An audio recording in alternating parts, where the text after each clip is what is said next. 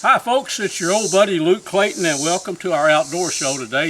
I thought I'd kick the show off right here at camp. This is a little cabin right here behind my house out in the trees where I do a lot of my writing and radio stuff and just get out here and hang out. I do a lot of outdoor cooking right here too, folks. We're going to make some camp cornbread. And if you track with me, it's something anybody can do, but there's a utensil that you're going to need to do it like I do it. You ever seen one of these? That's an omelet maker. This one belonged to my uncle, and I've had it since 1964, when I was 14 years old. I have made more cornbread in this than you can imagine. We'll take some close-up shots of this in a little bit, but it's basically an omelet maker. You put your batter in the bottom, shut the lid, and cook it for about 8 minutes on one side. You can look and see when it's getting crispy. Then you flip it and cook it on the other side. We've got a camp stove out here that we're going to cook this on. So an omelet maker, you need one of those. Of course, you can cook this in a Dutch kettle too, or a skillet with a lid, a good tight fitting lid, but these things are worth their weight in gold, and you can still find them in a lot of kitchen shops, stores that have kitchen utensils. I found one. This one, I've got it already loaded up with batter, but this is one right here that I bought a couple of years ago. I hate to retire Old Faithful right here, but I use this one a lot right now. But this one works as good as it did back in 1964. So basically, load it up, with a little packet of cornbread mix is all you really need. Now, I made jalapeno cornbread, chipped up some jalapenos and put in the mix. So we're going to actually fire this up. You can't see the cooking area, but I'm going to show it to you in just a minute. Let it cook about 8 minutes on one side until it starts getting really crispy. Flip the omelet maker, let it cook, and then flip it over and cook it on this side for about 8 minutes. You'll be able to tell when the cornbread's done. Then we're going to serve it up with some black-eyed peas. And you remember that ham that we cooked about 2 weeks ago, the sugar-cured smoked ham? We're going to, these peas have got some of that ham chopped up in there. They're going to be awesome. Of course, I've done a little quality control. I've done a little testing on all this before I show you. But let me give you a close-up look at what we're cooking it in with the little stove out here. And then I will show you the finished product, and we'll move forward with our show. But I thought this might be a good way to kick things off and give you a new way to, to make cornbread at camp. Well, folks, here we go. Here's the finished product. Let me know if you think you could make a meal out of this. Get a good close-up look of this jalapeno cornbread. That's enough to feed about, 3 good pieces of cornbread. And how about this? You remember that smoked cured ham that we made, about 2 weeks ago? Here it is cooked up in some black-eyed peas. Check this out. Oh yeah, to be honest with you, I've already tested this, of course, to make, a little quality control. What do you say we move on to the rest of our outdoor show? Thought it would be good to kick it off with a little outdoor cooking, all done right out here in the little cabin behind the house, where I spend a lot of my time when I'm out here around the house doing filming, and also do a lot of writing back out here. Well, howdy folks, it's your old buddy Luke Clayton. Now, I've got a little recipe that, if you're an old camp cook, chances are pretty good you've made this a lot. If not, it may be something new to you. But I've got about, a pound of cubed up venison. This is some venison ham steak that's cubed up in maybe 1-inch square cubes. We're going to make some smothered venison steak with rice and gravy. So in this sack right here is, I've already cubed it up and seasoned it, but that's about roughly a pound of cubed up venison steak. Very simple recipe. In here we have a big yellow onion, chopped up, coarse chopped. The ingredients are not many. And then this is just a can of cream of mushroom soup. We've got some rice that we're going to add to it a little bit later. But basically, I'm going to bring the camera in close, and we're going to show you, we're going to brown this steak first. Get it brown, then we'll put our onion in there and cook the onion until it's translucent in my old cast iron skillet. I've used this thing for years and years, but I've got it heating up right now. I'm going to give you a close-up of what we're doing in just a second. But it's a real simple recipe. I'm all about simple when I'm at camp.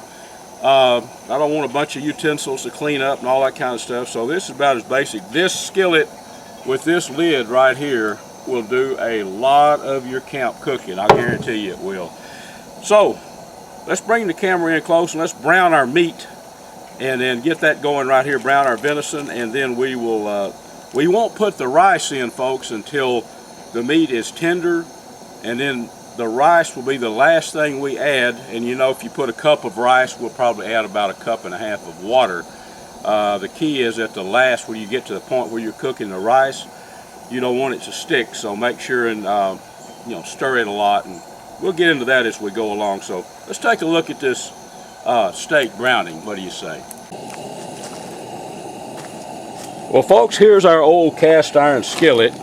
What do you say we go ahead and brown these cubes, these little cubes of venison? Drop them in there. It's going to take a little while for them to brown out like we want them to. This is just cubed up venison steak, folks. It's actually from the top round of the steak is what it is.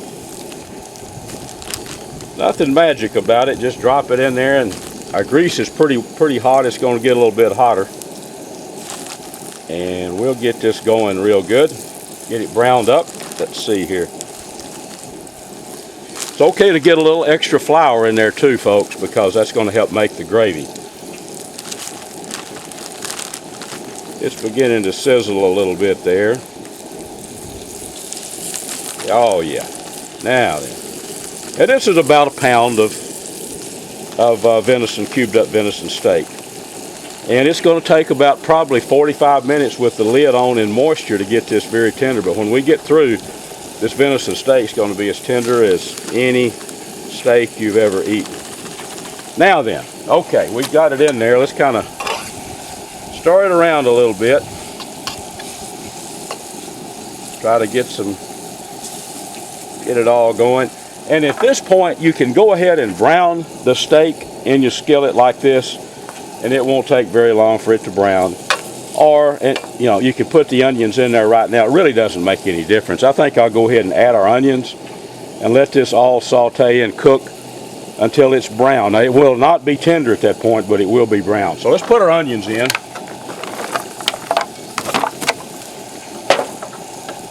Stir the onions in with it. So, what we're going to do is let this cook for about, it'll probably take it about 5 or 8 minutes, something like that, to brown. And then we're going to come back and add our mushroom soup and water and stir it all up, and then we'll put the lid on it. Okay, folks, our steak is pretty well browned right now. This is what we're looking for. Just get it browned. It's not at all tender, but it's actually done. You know, it's cooked probably 160 degrees, but it's not tender. So what we're going to, our finished product here is going to be smothered steak with rice and gravy. So at this point, let's go ahead and incorporate our cream of mushroom soup. You can use any kind of mushroom soup you like, but that skillet's real hot. Just spoon that in there, stir it around, mix it around real good. Now, if we were to just put the lid on that right now, it would cook for a little while, but then it would reduce all the moisture. So let's add some water to it at this point. We're going to probably put this much water, you know, about a can of water in there. So let's add the water and mix it all the time where it'll all be incorporated well. Remember, some of this water is going to cook out, and then we're going to later need some water, some moisture in here when we put our rice in. Folks, this is some of the best smothered steak you can imagine. Let's just put a whole bottle of water in there. Now then, a little black pepper, a little extra black pepper. I've already seasoned that meat, but let's put a little black pepper. You got to have that, because remember, we've diluted everything with the mushroom, cream of mushroom soup there, and a little extra salt. Okay, because we're seasoning for the finished product, which will have rice in it. Folks, let's do this now. Let's take our old lid. See how it's got the little dog ear here? Fit it right down on that, right there. And let's let this cook for, after about 30 minutes, I'll stir it, and then when we come back, it'll be tender and done. We're going to add the rice to it at that point. Okay, folks, let's pull the lid on our old cast iron skillet here and see how our steak is looking.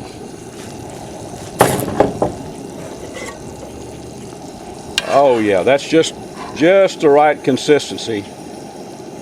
Let me check that for tenderness. I bet it's going to be falling off the bone. Oh yeah, cuts easily with a spoon.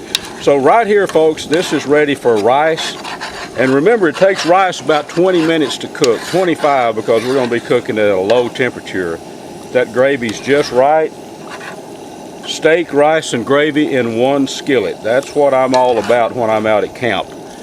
Really, really easy to do. And you know, if you don't have a skillet like this or a Dutch kettle, heavy duty cast iron, you need to think about getting one, folks.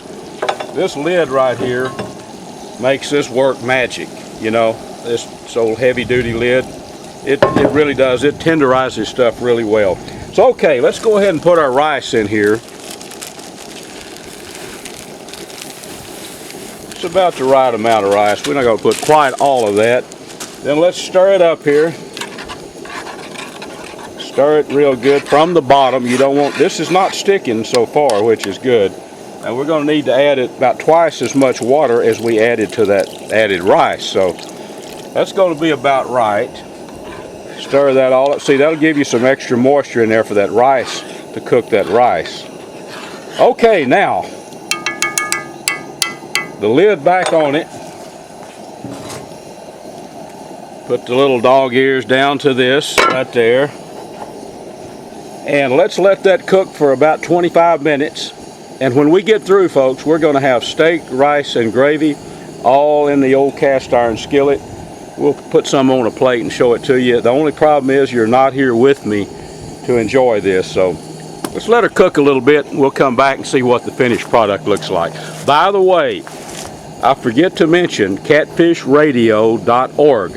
After you watch our little show, you might want to go on there and listen to Larry Weissoon and myself talk about hunting, or local folks and myself talk fishing. Catfishradio.org. It's on a bunch of radio stations, but it's also online. You can watch the archive show each week there at catfishradio.org.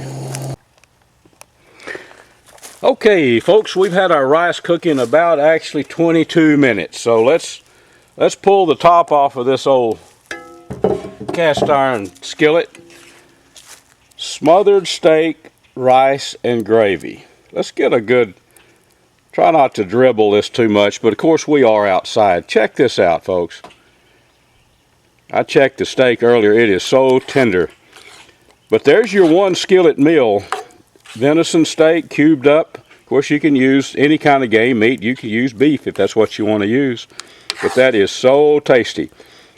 I think, as they say, it's about time to get back to our regular programming. I hope you've enjoyed our little camp cooking dish this week. We'll try to bring you one each week, something new and something different. Hello, this is Jeff, and welcome back to our show. We want to thank you all for joining us again today, and we want to especially thank Luke for some great recipes that he shared with us on today's show. And we look forward to seeing you all on next week's adventure. For more information and for great recipes, please reach out to us at catfishradio.org. You can order Luke's book, Kill to Grill, which is just chock full of great recipes and other useful hunting information. Until next week, we look forward to another great adventure to share with you folks. And until next week, happy times in the outdoors.